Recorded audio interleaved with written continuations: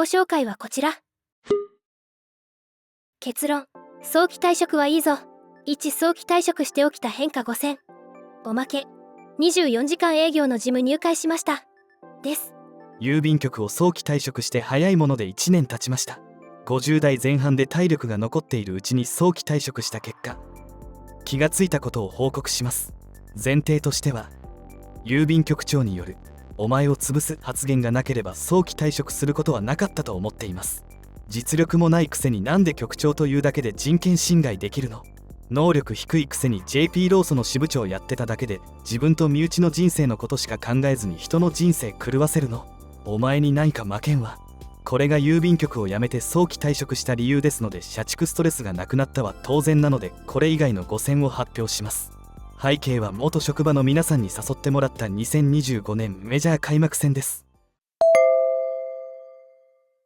その1、筋肉がなくなった。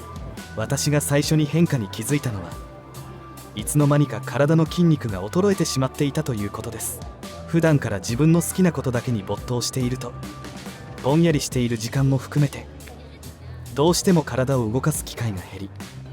その結果筋肉量が大幅に減少してしまったと考えられます。特に足の筋肉が以前に仕事をしていた状態と比べると明らかに細くなっており、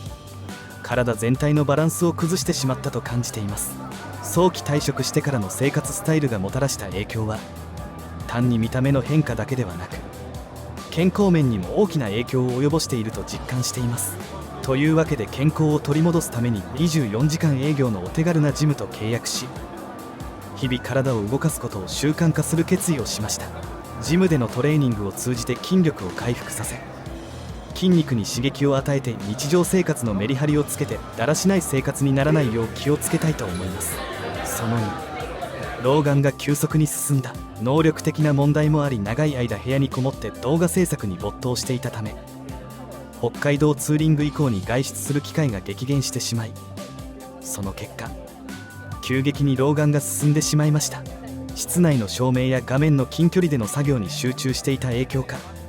視力の変化を実感せざるを得なくなったのです。視力の衰えは作業効率の低下、さらに将来的に日常生活にも支障が出るのではないかと危機感を覚えたため、生活スタイルを見直すことにしました。具体的にはカフェなどの外部の環境で作業を行うように努め、部屋の中だけで作業する生活から一歩踏み出すことにしました。外の空気を感じることは作業効率の向上にもつながります。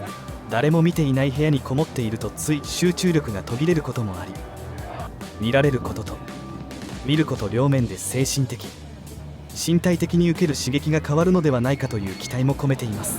残念ながら現段階ではその効果についてはまだ実感できておらず、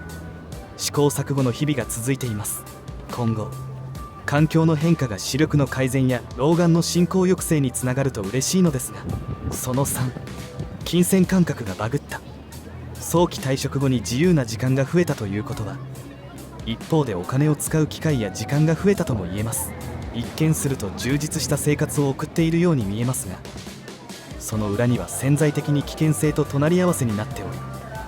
場合によっては破滅への道を歩んでしまうリスクもはらんでいます。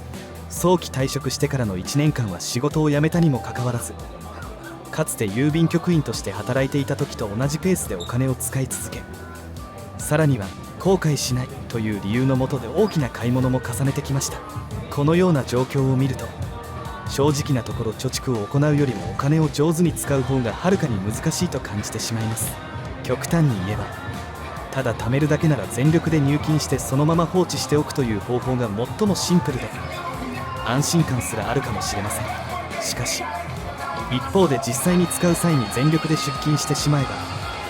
あっという間に蓄えた財産が消え去ってしまうという現実があります。かといってお金を使うことに過度な恐怖心を抱いてしまうと、結果的に人生の貴重な経験や学びの機会を逃してしまう可能性もあるのです。単に貯金や投資をしているだけでは個人的な成長や生活の質を高めることには直結しません。だからこそ貯めたお金を賢くかつ意義のある形で使いこなしている人には深い尊敬の念を抱かずにはいられません。これから早期退職して2年目に入ります。これまで手を広げすぎた趣味や無駄遣いを見直し、より計画的で上手なお金の使い方を模索している段階です。投資残高がプラスでもマイナスでも構いません。それはさまつなことでしかないのです。最終的に人生を豊かにするための投資としてお金を有効活用できた時が本当の利確だと思っています。そのために無駄な出費を抑えながらも必要な時にはしっかりと支出するというバランスを見極めることを考えていきたいと思っています。その4、人の大切さを知った。基本的にみんなが幸せになったら世の中が良くなると思っていて、お前を潰すと発言したり、定年2年前に退職金が増えると勘違いして JP 労組支部長の立場を利用して課長昇進に割り込んできたりする人が信じられないと思っています。退職金が増える勘違いを補足しますと、郵便局は現在のポイント制退職金制度に変わる前は基本給60ヶ月といった計算方法でした。極端な例ですと、退職1ヶ月前に局長になったとすると、それまでずっと平社員だったとしても局長の退職金満額もらえるということになります。現在はポイント制となっていますので、職歴の積み重ねで退職金が決まります。ここら辺を理解せずに退職金が増えると勘違いして突然承認を希望したというわけです。多少は増えるかもしれませんが、郵便局の承認試験なんてどれだけコネを使うかのやらせなので、この時に課長になるべきなのに弾かれた人がいるわけです。弾かれてしまった方はその後がんで定年を迎えることなくお亡くなりになりました。闘病中も現場仕事ですから大変だったと思います。もし課長なら現場以外の可能性もあるわけですから、もっと違った結果になったのかもしれません。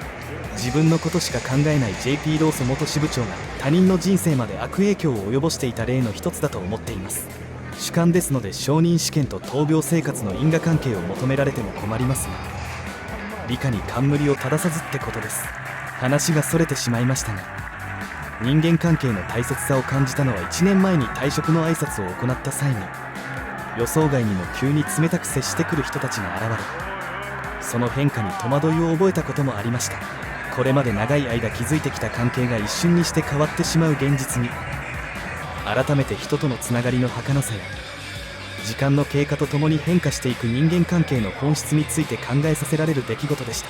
一方で退職後に改めて連絡をくれる方々も存在し、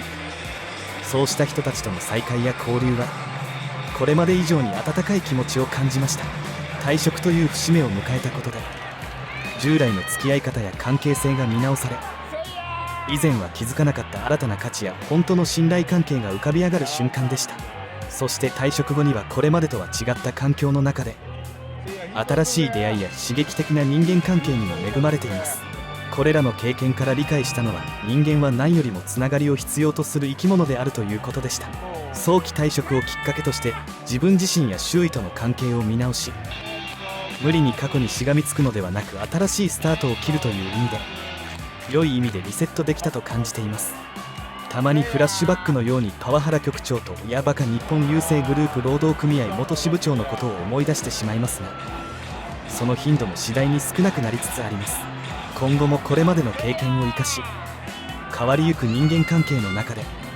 価値観を共有できる人たちを大切にしていこうと思っています。その後、時間が足りない、仕事を辞めたら何をするの、暇でしょうがなくないという声をよく耳にしますが、実際のところ早期退職後の生活において気憂に終わったと断言できます。早期退職前は日々の忙しさに追われる中で、なかなか自分の時間を作りやりたいことを実行する余裕がなかったものの、実際に仕事を離れてみると、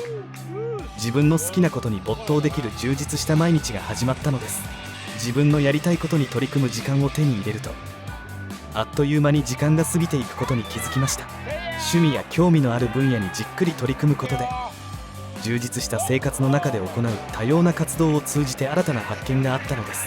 また、FIRE、経済的な自立と早期リタイアで自由に暮らす生き方を目指す中で、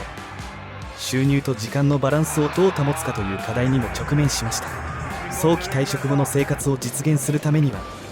これまでの働き方とは全く異なるライフスタイルが求められ、ただ単に仕事から解放されるだけでなく、自分の資産運用や時間の使い方に対しても計画的に取り組む必要があります。私は経済的な自立を維持しつつ、自由な時間を最大限に活用するための戦略を練り、収入の管理と時間の使い方をバランスよく調整することに努めています。このように退職後の生活は決め、ではなく、むしろ自分自身の価値観に従って充実した日々を送るための貴重な時間となっています。今後もファイヤの成功を目指しながら、自由な時間と経済的自立の両立を図り、毎日を豊かに楽しんでいきたいと考えています。時間と収入の管理について、むしろ支出の管理については投資の出口あるものですが、金銭感覚がバグり始めている兆候を自分自身感じ始めています。金銭感覚のバグについてはいずれ動画として作成したいと思っています。24時間営業のジム入会しました。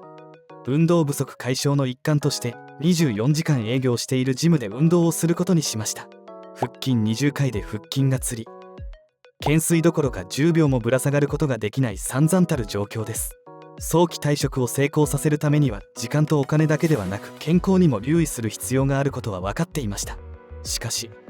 実際に衰えてみるまで不健康になっていることは分かりません。もともとストイックではなくどちらかといえば怠けるタイプですので、体が衰える前に対策する、これは強くお勧めしておきます。チャンネル登録よろしくお願いします。最後までご視聴ありがとうございました。